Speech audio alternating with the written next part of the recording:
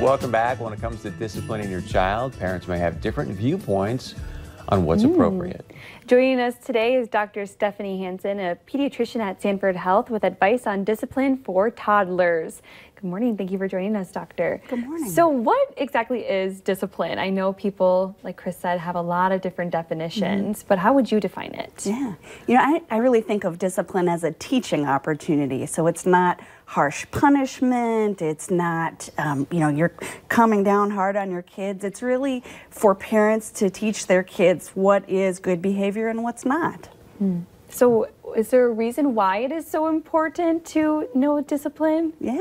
Well, if you think about it, you know, toddlers are like little sponges. They're trying to learn everything about their world, and it's our opportunity as their caregivers to help guide them, to help teach them, to kind of help them navigate, you know, all the experiences that they encounter in their life. Yeah. So what's the best way then to sort of condition positive behavior? And I ask in the context of clearly, at least I don't hear about it as much, you know, people don't really spank anymore. So that didn't work, apparently. Yeah, you know, spanking can be very effective in the short term, but what we know about it in the long term is that it really teaches your child that violence is an answer to conflict.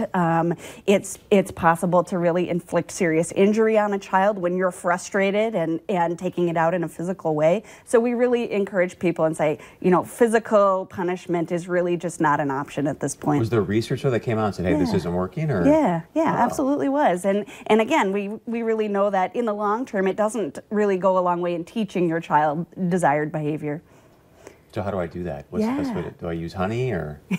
So really, just like anything, when you want your child to behave in a certain way, you have to model that behavior yourself. So it's remaining calm in the face of conflict. When you're frustrated, having appropriate opportunities to help relax and remain in control of your emotions and feelings. With toddlers, it's really about rewarding good behavior. So directing them towards desired behavior and then showing them that that's what you want them to do. And then obviously offering correction when they're behaving in a way that's inappropriate or potentially dangerous. But again, you want to keep your own reaction as neutral and calm as possible. So give us an example of like a calm correction. So little one does something wrong, how would you coach us through, okay, here's the appropriate way to correct that? Yeah, so if, for example, I always like to use a temper tantrum because that's pretty common everyday behavior for a toddler. So you have to change activities, you're getting ready to go, you have to take away their toys so they can put on their shoes. They're on the floor, you know, pounding, screaming, yelling. Your opportunity is to just remain as calm and neutral as possible. So if you start yelling at them, if you start getting, you know, excited or anxious, that's going to drive that behavior even further. If you can really ignore or just continue to stay in a calm way, it's time for us to change activities. You need to put on your shoes so that we can go out and go to school. Really continuing to be consistent with that approach can be helpful. And then when they get the shoes on, it's like, hey.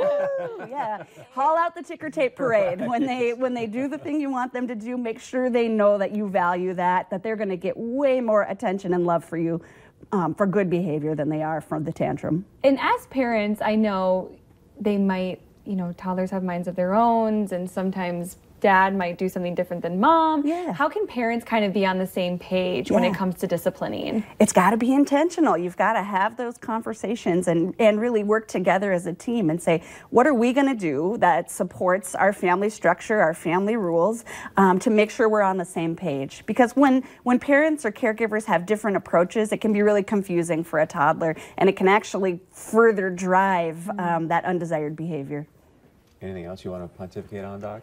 You know, I think we're all just here trying to do the best we can do as parents, and I think, you know, if you're struggling, if you're overwhelmed, if you're finding you can't deal with that behavior, talk to your pediatrician about it. People don't always think about their child's doctor as being a resource when it comes to difficult or unruly behavior, and really they can offer advice and help if that's what's needed. Good advice. Good, even Really if good. like I don't have children, but this is good advice to keep in mind because. So are you more excited or less excited to have kids now? I don't know. It makes me a little nervous. The temper tantrum thing I loved. Well, coming up on today's show, how one four-legged friend is making a huge difference in the lives of troubled children.